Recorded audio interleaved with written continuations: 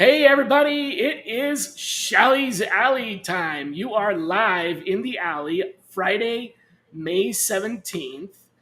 And wow, I can't believe it's spring. It's flowers everywhere, allergy season, Yeah. fun times, fun times. Well, at least allergy season for us up here in the Northern Hemisphere.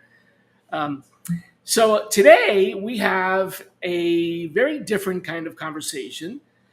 I was introduced to Maaria by one of my former, or not former, but one of my past guests, John Kelly, who is kind of one of my data analyst gurus. And he said, you know who would be really good on the show?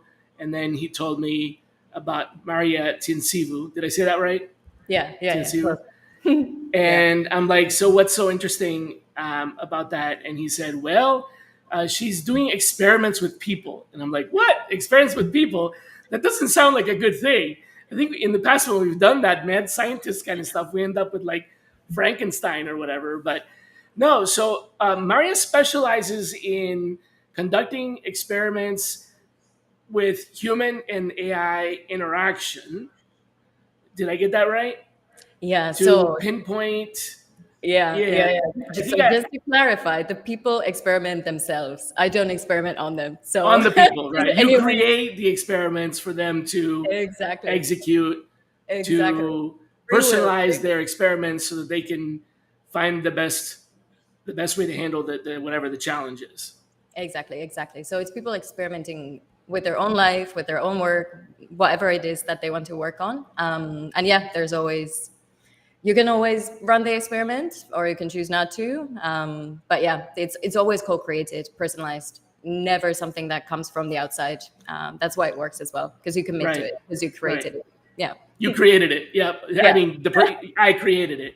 Yeah. Yeah. So instead of like this came about as a revolution or as an answer to training, because training that is this is something that I've been doing most of my life, majority of my life, and oftentimes people ask me what the difference is between training and education, and I Mhm. like to explain it as training is teaching somebody how to do something, and then they know how to do that thing, but that doesn't necessarily mean that they can apply it anywhere else.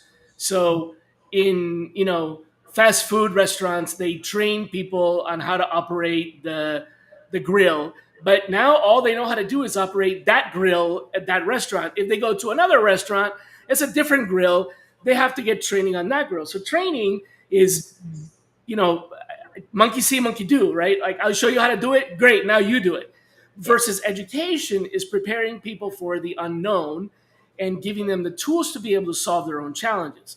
So it sounds to me like what you're doing is education, but it's more like figuring out how to self-educate. Yeah, yeah, that's actually a really interesting definition that you have there. Yeah, it's definitely education in the sense that you describe it. So it has like two parts to it, right? So first we understand like what is the challenge, what is the Right. blocker, what have you tried, what hasn't worked, etc. Understanding always comes before learning. Exactly, Yeah. exactly. But then, quite often, in kind of like traditional ways of approaching learning or education, you then just kind of stop there. And then you're like, okay, you go and do based on what you learned. But you don't actually have any practical ways to apply it or implement it. That's kind of the So difference between training and education. Yeah. yeah, exactly. And then with the experiments, we actually take that understanding and we craft it into an experiment where you literally we pick the smallest part of that problem or the challenge that you have, and we start with one thing, always one thing at a time that you change in your daily life. Usually, it's never something added on top. It's just something that you would do anyway. We just shift it slightly. So you start doing something slightly different, and then you start to learn how does that impact you? Does it work better? It's just like playing with what you're doing already, and that's why it's so impactful, because it's teeny tiny things. It's nothing big, nothing you can't do. Yeah, yeah, that makes a lot of sense. I mean, companies hire me all the time to when they contact me, they're like, "Hey, we need to train our team," and they think it's training, and I'm like, "Well, okay, I'm not gonna convince you otherwise, but I know that if I come in and give them a bunch of more shit to do, they just have more shit to do, and they're just gonna do less because Exactly. you're just giving them stuff to do. So what I like to do is, as you said, think of it as how can we reduce the workload so that you have the capability of adding, other skills. Otherwise, just adding more skills just means you are doing it. So you've got to make things more efficient, and it sounds like that's what you are doing, but in an iterative, scientific kind of, let's Yeah. take that task. And the little bite-sized pieces, that makes sense too, because I like to say it's like performing surgery. If you're going to perform surgery, you want to replace one organ. You don't want to replace every organ. I mean, you just can't do that. The body would not be able to. So you got to do it one little piece at a time, Yeah. and that's how it builds up on itself.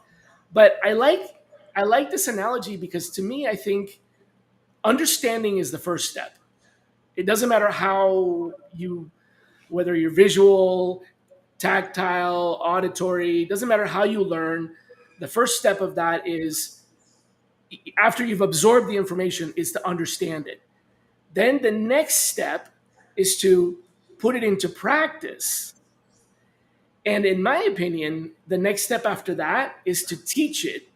Mhm. So if you understand something and you're able to do it, great. But if you're also able to teach someone else how to do it, here's the tricky part. After you understand and you are able to do it and you teach it, then you understand again. And this time you understand even better. So for me, teaching is not the ultimate. Teaching is the next evolution before you get to that next level of understanding, and it's a continuous cycle. So you teach and you understand from your own teaching, you learn more, and then you understand more, so you teach more, so you understand more, so you teach more, and that cycle. That's why I think it's always important to, at least in development, to have a mentor that can help you with that teaching and learning and teaching and learning, and then eventually you become the mentor, not because of like some altruistic, oh, let's give back to the world. That's great and that feels good, but also because as you teach, you learn. Yeah. So is 100%. this somehow related to that? And tell me, how does AI come into that? Yeah, no, 100%. And I think it's actually very similar, except instead of or replacing the teaching part with experiencing it. So if we use the analogy with the body parts, if you take out an organ, you put another one in, the whole body adapts, the whole body changes, like Mhm. everything around it. So you need to actually, when you run an experiment, you have no idea when you're planning it, usually, what it's going to impact. It usually impacts everything around it. So this And is you something don't know what it, right? Okay. you never know what it impacts. And I notice this a lot with because we work with AI. We're kind of like moving into that direction as well. But we work with clients also kind of face to face, more traditional coaching as well. And you notice it so well with these coaching clients because they change one thing, they think it's gonna impact that thing, and then they get feedback from around them, and people are saying, "Oh, you changed, but you changed in these ways. Like, what did you do?" And the person is usually rather confused because they thought that they were experimenting on a specific thing and it would only impact that one thing, but it actually impacts everything. And that's why it's so important to have that iterative process and really give the time to experience and live the experiment and then see, hey, what did it actually impact? Because it usually impacts so much more than just the one thing that you thought it would, because everything's interconnected, right? That's why it's sometimes a bit hard to say, is it like professional development or personal development? Because I mean, we're human. We don't have a Professional separate, and yeah. yeah. We don't Right. really If I have, get better at it is, but you know what? That describes that. I think you hit on something there. That describes professional, yeah. because if it's blue collar, not a profession, I know I'm going to get a lot of criticism for this, but the difference between white collar and blue collar, horrible ways to define that, but like the office worker, the knowledge worker, the Mhm. profession, which is the career, versus the blue collar worker, which could potentially be doing a bunch of different jobs. You could be doing construction one day, driving the next, whatever. That's the difference. If you're a professional construction worker, then what you learn personally, you also apply professionally. But if you're not a professional, then you're just doing that job. It's not a skill you're going to carry with you, right? Like think about what some of the older skills are, like masonry. You don't see a lot of masons anymore.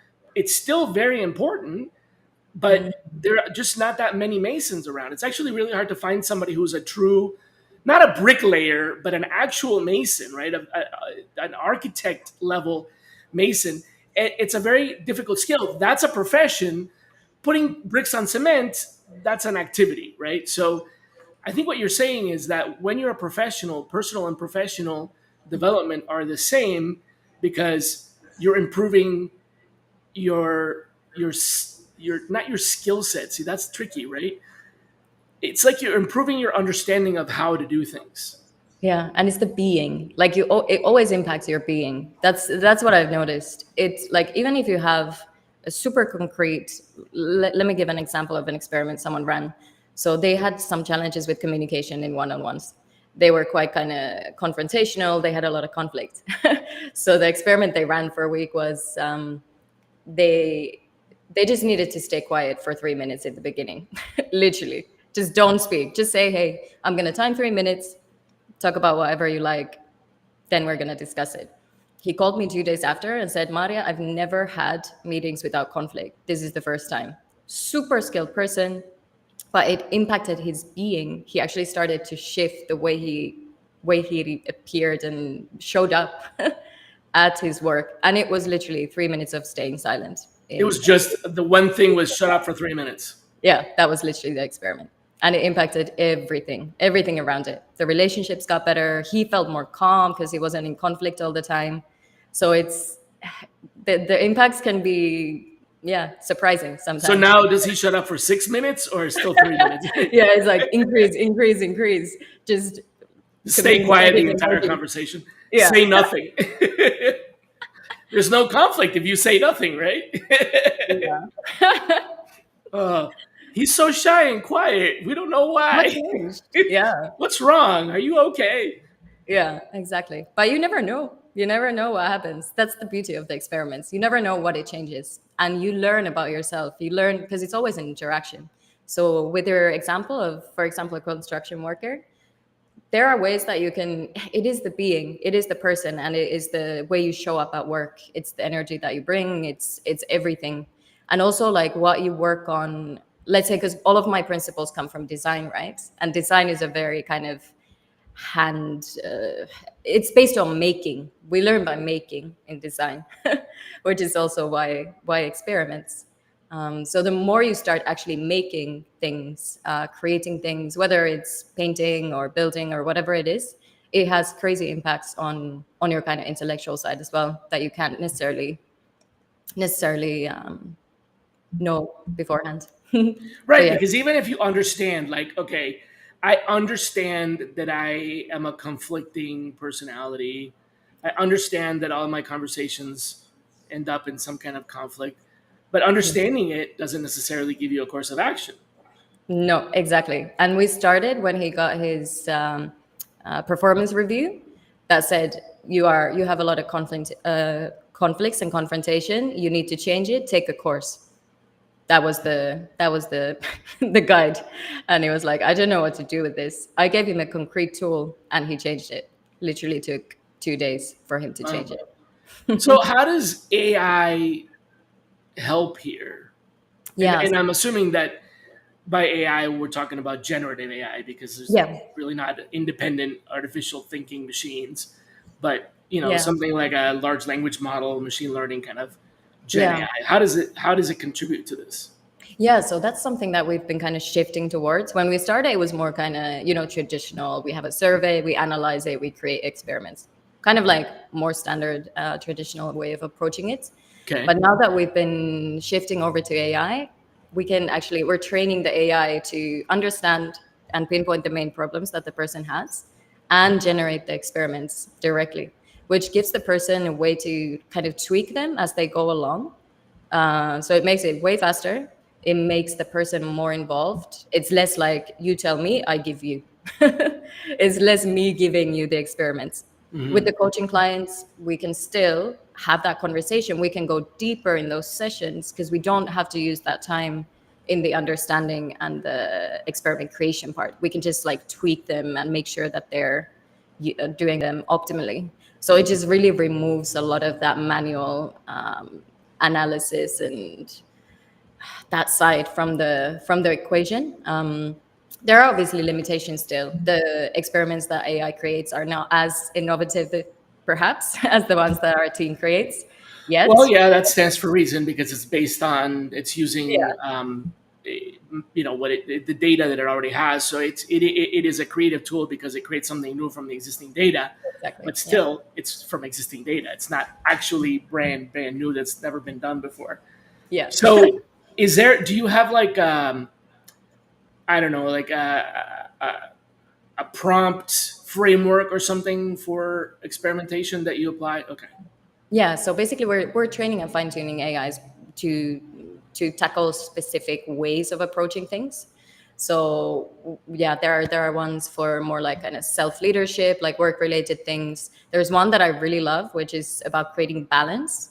So we've trained it to create both challenging and activating experiments and then balancing and grounding ones so that you have this kind of like natural flow between going outside your comfort zone and then doing something to integrate in between. So you're not just pushing, doing.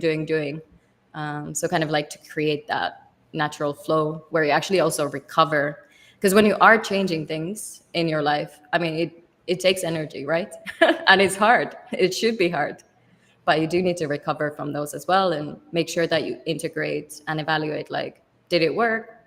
Do I want to keep doing it? And that's one of the things I love about the experiments is that you have something for a week. You can do anything for a week, pretty much. That's what I can say based on my experience. Almost anything you could do for a week because you know it's going to end and you're not going to have to do it forever. Right. No And matter what, then whether it worked or it people didn't, love this is it. gonna be over soon. Exactly. So you can I shut don't up for know. a week. You know, after that week, you can go back to talking. But it gives you the real experience of that thing because you don't have that fear of, oh my God, I'm gonna have to do this forever. What if it destroys my life? No, you just do it for a week and see.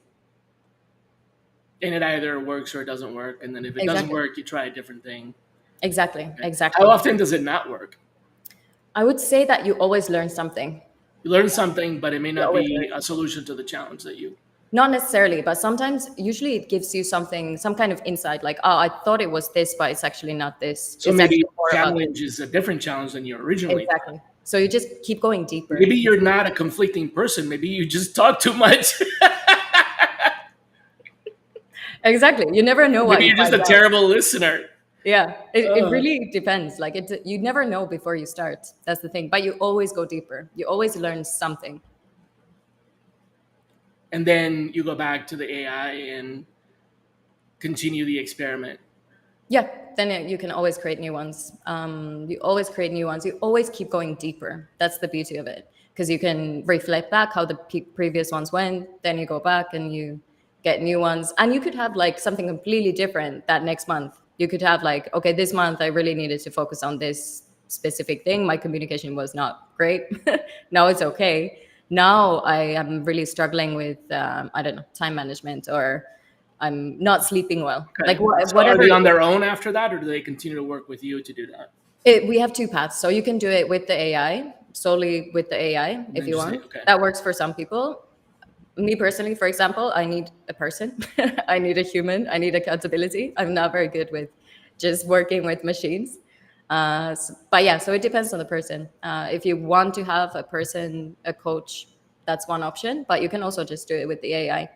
For some people, it works better because they don't But I need that. suppose it depends on, like, for example, you might not need a coach or a personal trainer to motivate you and be accountable for going to the gym, but you might for this other thing, or you might need a personal trainer, or else you don't go to the gym, but for this other Yeah. thing you may not need. So yeah, we do have different drives for different aspects of our life. So how do well? I have one other question. So folks that don't know you, Mhm. they probably don't realize with your unusual name where you're from. You're originally from Suomi, Yeah. or the end of the world, The Finland. end of the That's world. right. Yes. And so that's your natural original, first language. Yeah. But you currently live in Mexico, Yeah. and you also told me that you lived in Colombia, which is where I'm from Ah, originally. I bet you amazing. didn't know that. So did you use this to learn Spanish?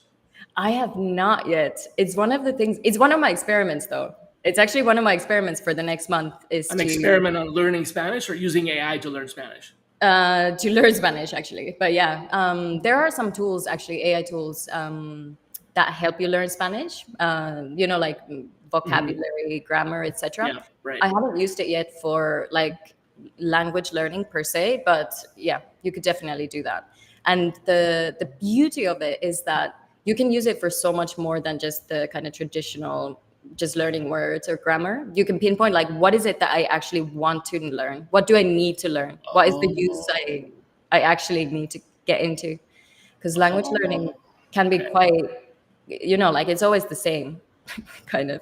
No, I understand what you're saying, but it's not. Yeah. I actually one of the things that I learned when I was in the Peace Corps was how to teach language, and Yeah. I think a lot of language learning is approached the wrong way because it's approached pedagogically, which works for children, but it doesn't work for adults. So adults, I think this idea of experimentation with AI is a very adult way of Mhm. learning because adults like to experiment and jump around. Very few adults are going to read the book from chapter 1 to chapter 10 in order and follow. We like to kind of jump around, go back, go forward, so. Yeah. And we all have different styles of Yeah. learning, or different combinations of auditory and visual, and Yeah. I had a friend. Well, I have a friend. He's one of my best friends who is an olfactory learner, believe it or not, Mm. which is very unusual. A lot of people go, "Oh yeah, yeah, I see what you mean," or "I hear what you're saying," so they're visual or they're auditory. He's Yeah. like, "No, I smell it." It's, very unusual. So we all have a different way of learning, Yeah. and this allows us to kind of. Can you eventually train the AI to know how you learn? Yeah, yeah, for sure. And it's Okay. also what I would add is we all have different motivations to learn a language, Right, for right, example. right, right. So someone I might want to want to, travel. I want to communicate with yeah, my new boyfriend, exactly, or I want to do business, or exactly. yeah, Exactly. So those are things that are not often. I mean, there are good apps out there that kind of at least aim to take that into it. But I think it's like you just need to find the driver. You need to find the way to motivate. I am terribly, yeah. If I'm not interested in something and I don't see the point, I just don't do it. So I need to find the drive. yeah, yeah. I love it when they're like, "Dónde está la biblioteca?" I'm like, "When was the last time you actually went to a biblioteca? Come on!" There I are mean, none here. seriously. There are none. I just Why know are there you are asking for none. the biblioteca if you're never even? Most Yeah. people you ask, they're gonna be like, "La what? The biblioteca? Mm. Donde Yeah. está la cantina?" Would be much better, Yeah. at least for Exactly. me, anyway. Yeah. Yeah, All but right. it's amazing. There are so many applications. There are so many ways that we can use and train AI to help us with all kinds of things. To be honest, and Yeah. Now, that's one of the things I wanted to ask you about is how you said that we could talk about how to make the most out of mm, human versus AI. yeah. So, like, that's an interesting thing for me. I'm experimenting a lot. For example, on my browser, I have a window with 4 panels, and on each panel, I have one of the models. I have Gemini, Copilot, ChatGPT, and Claude, and I'm constantly, like, I will ask the same question of all four and Mm, analyze how they answer them, and they're changing, like the new ChatGPT 4 that just came out, for example. So I'm constantly kind of experimenting with the AIs to figure out which ones do what things better. But am I just, this seems kind of random, is what I'm saying. I'm just kind of throwing it at all four and seeing which one does better. Is there a better way for me mm. to interact with the AIs to get more out of it? Yeah, I mean, there are, if you're a dev, there are ways for you to actually build apps that connect to the most relevant AI for that specific question. So there are ways to do that, but But that as a requires, user of the AI, yeah. how do So I get more out of, rather than just shooting my question at all four of them to see yeah, which one has a better answer? How do I get more out of working with the AIs? yeah, that's a good question. So I think like unless you really want to go into prompting and really go deep into that, there are so many good AI apps that are specifically targeted for a certain thing. So if you know what you want to achieve, I would just go to someone who actually did the training part. They probably chose the right one. They probably trained the AI in a way that's going to be actually helping you with Okay. the So you're problem that you saying have. Yeah. if I want to improve my cooking, go to a cooking specific AI. I would probably do that just because they've Okay. already kind of like because the way that we train the AI, for example, is you don't need to ask questions. You just answer the questions. We did the thinking for you. So you just answer and you get it. You don't need to think about, okay, what is the question I should be asking myself? Which is really hard to do, actually. It is really hard to do. Thinking of the question to ask is, and for me, I have Yeah. very specific questions that I want the AI to do, and I'm using all four because I am writing a book on, right? Yeah. So, and I do teach a class on that, so I need to know day to day how these are changing. Yeah. But I do have a question. I don't go to these to figure out what I want to ask. Exactly. However, a lot of people that come to me, for example, I had someone that after taking my course came back and said, you know how in the class you said you can ask the AI to do research on top companies in the Boston area for oncology, biopharmaceuticals? And I'm like, yeah. He's like, well, I asked the AI that question and it only gave me 10. I know there's more than 10. And I'm like, well, did you tell the AI that you needed more than 10 or that you wanted to know how many there were? And I was like, think of it like a recipe. If you want to make an apple pie, and I want to teach you how to make an apple pie, I'm not going to say, okay, take some apples and put them in a pie because that's not specific enough. I need to specifically say, take 4 cups of sliced apples and put Yeah. right. Like, so with the AI, you don't just say, I want some apple pie because it doesn't know what you mean by that. Do you want to make it? Do you want to buy it? Do you want to sell it? So I want to make apple pie. How do I make apple pie? And then, what are the steps to make apple pie? How many apples do I need? What kind of apples do I need? Do I slice them? Do I cut them? Do I grind them? Do I puree them? Like but people just say, how do I make apple pie? Hmm. And then the AI is going to give you the generic, main recipe, which is probably not what you want. Do you want it with a lid? Do you want it without? Do you want canned apple? Do you want? And so asking the question, I think ideating the asking of the question is actually difficult for people. It is. It is. And I think Coming like up with the question. it is, and that's also why coaching is so powerful because we don't usually know what to ask ourselves. What are the questions that we need to answer? So that's having good questions, the right questions is a skill. So That's part of what your trained AI does is asking questions, the right exactly, questions, that's the part that we asking the spend right the most question, and time. then kind Yeah, of guiding you. So it's a virtual coach, exactly. So but what we with the train end experiment or with the virtual coach, with the end result being to create a specific experiment for. Okay, got it. exactly. So it's the questions mostly that we do the training, and it's really interesting because the more you approach AI like a person, the better it behaves. It's the same. Like you can't just tell a person like, "Hey, like, how do I make apple pie?" And Right. then, I mean, they're gonna just say something. Yeah, You're well, gonna you have to bake ask more it. questions. Yeah, I know I bake it, but like, Yeah, yeah, how do I bake it? Well, you bake it in an oven. yeah. Like No, a you know person. what I mean. No, I don't know what you mean. Do you want me to give you a recipe? Do you want me to do it for you? So it's almost like you're talking to a child, It's like talking to a person. It's like like a unless young you, person. yeah, yeah, yeah, for sure. And it is beautiful in that way because it is very similar to when you're training an AI. It's like training a person. It's super similar. You notice when it doesn't work, it's because my guidance was wrong or my guidance was not accurate enough. I didn't specify it enough. It's really not that different from training, let's say, an intern. It's actually very, very, very similar. So now I can say when I don't work, it's because of you. Yeah. You walked into that one. Sorry. Yeah. So okay, so give me some concrete for the purposes of like I want to not just go to ChatGPT and bumble around. Yeah. Give me a little bit of a framework to do just a very basic interaction with ChatGPT that doesn't require me having a programming degree or advanced degree. Like, just what is how do I start? How do I get an experiment started with AI so that I actually get something out of it? Yeah. So let me see.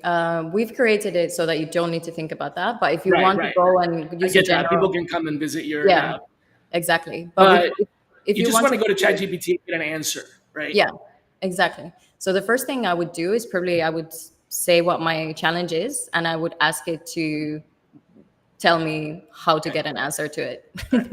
I would Right. So actually, it's like instead of saying, yeah, instead of asking a question to solve the challenge, the first thing is like, I have this problem. Can you help me? yeah. How would And, you? How should I approach and this then problem? got it. And then the AI can start guiding. Okay. So Yeah, that's a good first step. I like that. So the first yeah. step is just state your problem. Yeah. And how would you start solving it? What are the steps that I Okay. should take? And then And you then go can from there. see, yeah, because then you can also see what the process that the AI has is, right? And then if you don't agree, you can change it. Or if it You change it. misunderstands, Right. you can correct it. So one of the things with AI is like it's good to ask it to kind of explain how and why it's doing what it's doing, so that Oh, you okay. understand where it's coming from, right?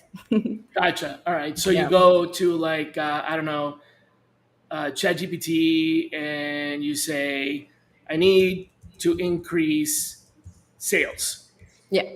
And then it comes back and goes, okay, well, sales is complex. You need, customer segmentation, and you need personas, and you need sales training and digital media. And then you're like, oh my God, that's way too much. That's not what I meant. Right. So then you can kind of take a step back and say, Yeah. well, how do I get started? Yeah. What's the first thing I should do? This is my situation. This Right. is what I'm good at. Yeah. Because Just kind of, it might be overwhelmed by the word. Like, how do I increase sales? Gives you a 10-page sales plan. yeah, And then you're exactly. like, wait, no, that's not what I meant. Got Exactly. it.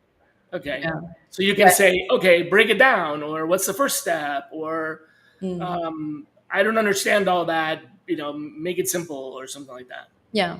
And I think one thing that I would always do is kind of describe yourself like, hey, I'm actually really into LinkedIn. It's a natural platform for me. So what is the best way for me to potentially use LinkedIn for sales? Or I really don't like LinkedIn, so please don't suggest Okay, yeah. anything So I about need to LinkedIn. increase sales.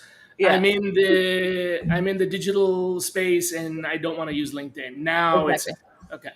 Yeah, So you're giving it the problem, but you're also giving it the problem with like some sort of a scenario. exactly. Scenarios are good. Scenarios More are than just the problem, it's the problem in context. exactly because the Right. more you give it, the more it understands you, and the more you understand where it's coming from. And I mean, again, it's the same as with a person. These are Right. the things Yeah. that you Imagine if kind you of went to ChatGPT and said, I'm hungry. yeah, yeah, What you really want is an apple pie, but you're yeah, like, I'm hungry. And then ChatGPT is going to be like, okay. So you have to, I'm hungry. Where can I go eat apple pie? Or I'm hungry. How do I make apple pie? yeah, Or, like, you exactly. just can't just say, I'm hungry. Interesting. Yeah, yeah. Huh. And it's playing around with it and seeing that the reason that it works so well for experiments is that because you're the one actually doing the experiment, you're running the experiment. So it's not about because I mean there's all these things about hallucinations, the data not being correct, etc. But Mhm. when you're creating experiments for yourself, it's actually the actions that you do that are the value. So it doesn't. I mean, there's much less You're of the a one that's hallucinating. it doesn't matter like that much if they hallucinate. If you decide to do it, then yeah, that's Uh, what you do, right? I need to improve my communication skills. By the way, I'm on shrooms right now. Yeah, Magic mushrooms. Oh man. Okay. So yeah, um, taking this a little bit in a different direction. the human gardener. I saw that on your profile. The Yeah. people call you the human gardener. What does that mean? Does that mean like I guess I understand the concept of growth, but can you explain in the context of what you do how that's human gardening? Because Yeah. earlier you said I am the gardener, not you, right? You're the coach and I'm the gardener, but you're actually saying you're the human gardener.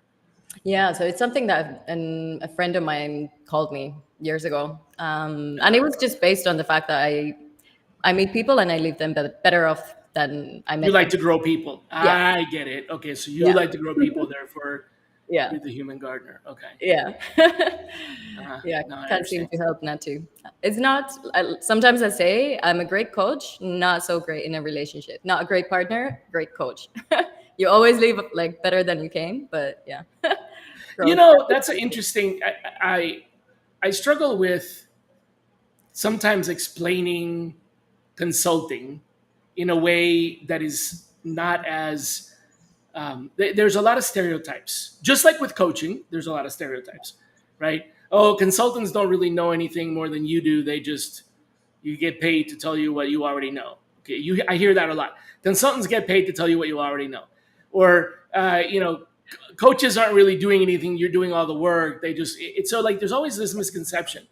But I like to say, well, even the most, even Roger Federer, the top tennis player. I don't know if he's still the top, but he was the top tennis player in the world. He still has not just one coach. He has like three coaches. He has a coach for working out, for his endurance. He has a coach for serves, and he has a coach for, like so. The best in the world have coaches, and the coach is not better than they are, right? The coach isn't a better tennis player, and yet they still hire coaches Yeah. because the skill of coaching, like the skill of consulting, is Mm. about it's about guidance. It's not about doing the work or being like, if I was the best in the world, I may not necessarily be the best coach. I could be the best coach and also not necessarily be the best in the world. So it's not mutually exclusive. Now, if you are the best in the world and you're a good coach, great combination. But how long can you be the best in the world? Right? Yeah. I mean, at some point, Federer, I guess probably not anymore, but at some point he's no longer a top ranked tennis player. Does that mean he'll be a good coach? No. Yeah. We don't know that, right? Maybe he will Mhm. become a really good coach because Yeah. now he's a little bit too old for tennis with all Mm. the injuries and everything. So he maybe learns another skill set. But coaching is not something that um, you do when you can't do the job. Coaching is something that you do because you have that drive or that intrinsic ability. And what would you say is how do you recognize in yourself that you are a good coach or a good consultant or a good teacher? How would you Yeah. recognize that? That's a very, very good question. And actually relating back to like what the biggest difference between AI and a human coach is that as a human, when a person comes to a session, let's say 2 weeks later, a month later, I sense the energy shift. I'm the witness to the growth. Okay, Whereas when you're just typing or explaining, the AI won't see it. right. They don't sense everything about being human. Whereas when a client comes to the session, I sense if they're more calm, if They're their energy is happier, they're more different. adjusted. Right. Exactly. So you witness, you observe. And one of the core things I think for a coach is to help the other person because for them it's gradual. They don't usually see the change because they do it so Mhm. slowly, they don't really notice it. You're the witness, you're the one who can observe it and kind of bring it out for them. Like, do you notice that you're a lot more calm today? That's something I said to a client actually in our last session. Like, do you notice the shift in your energy? And she was like, not really. But now that you say, like, I do feel very different. So I think that's one of the things, the ability to Okay. observe and notice either the strengths or the challenges. And I think what you asked about, like, what are the kind of skills of a coach or how do you know you're a good one, Yeah. is noticing those things and just kind of bringing them up for discussion. So it's a lot about just witnessing and observing. And having that experience to be able to recognize what might be, Exactly. hey, you just need to move your foot 1 inch to the left. Mm. And, they would be like, really? I never noticed that. Well, you're Exactly. just a little bit off balance. So if you move your foot 1 inch to the left, and you Mm. know that because you know what good looks like and you know what it Yeah. takes to get to that. So that's okay. So if you have the, I don't know, intuition, observation skills, Yeah. listening skills, whatever, you Yeah. can observe, witness the change, and continue tweaking in that direction. Okay, I like that. Yeah, Exactly.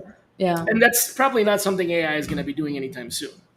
I really doubt it. I mean, tone of voice, I guess it can with the audio and like some of these things, maybe facial expressions, but I think there's the energy side. We sense each other in so many different ways. It's not just the kind of hard, Right.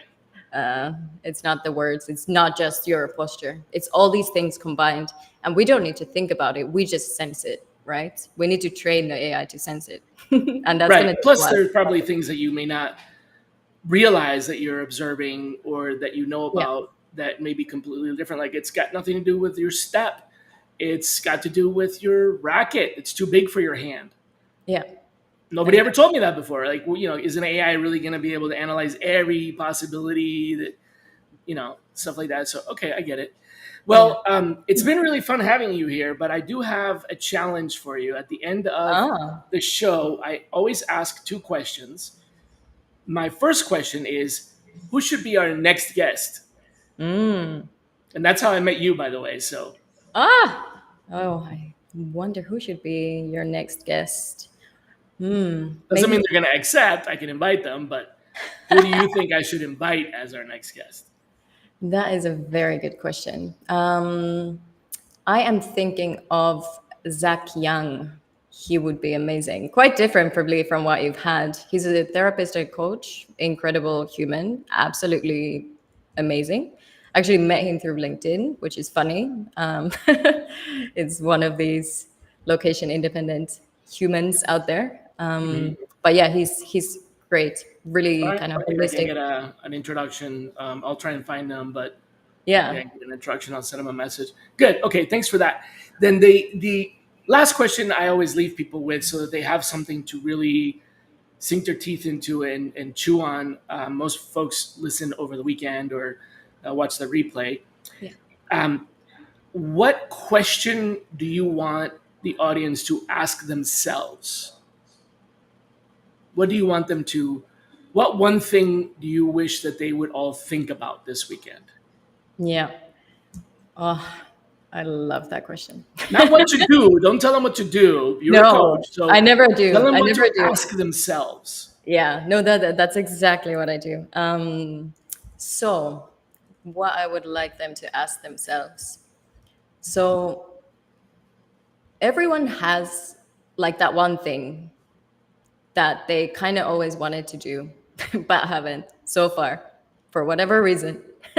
So, what I would like everyone to think about is what is that one thing that you keep postponing or pushing, or is like, I can't do it because XYZ. What is that one thing? And what is the first step that you can actually start doing it? What is the first experiment that you could run to actually move towards that direction? Okay, But so first, what one thing have you been postponing doing, but you really want to do? yeah, And what would be the first step? the Just the tiniest, first step, yeah, the tiniest step not the you whole can take journey. towards that, and Okay. to see it as an experiment. What can you experiment about that you can easily get an answer to move forward to that, closer to that goal at least. But yeah, first figure out what it is. There's always that one thing. Okay. Right. Good. I like that. I like that a lot. That aligns well with everything we talked about and with your particular skill set. Okay. Good. What is the one thing you've been avoiding you want to do, but you've been avoiding your whole life? All Yeah. right. Well, thank you so much for being on the show all the way from deep in Mexico. Yes. Thank you so And much. I've really we'll enjoyed be in this. touch with we'll try to get in touch with Zach Young. Yes, Hopefully, you can make the introduction. for Thanks sure. everybody for coming on the show. If you tune in next week, we're going to have Jim Miller, VP of Talent Acquisition for Ashby, a new ATS on the market that's making some waves. And I also want to thank my sponsor, Gem, for allowing me to pay the bills. This is not a for-profit show. Anybody can tune in, and but it does cost money to host the server and all that stuff. So Gem helps us keep the lights on, and it's a great CRM system for sourcing and recruiting. So please check them out. Until next week, be kind to yourselves. Bye, everybody.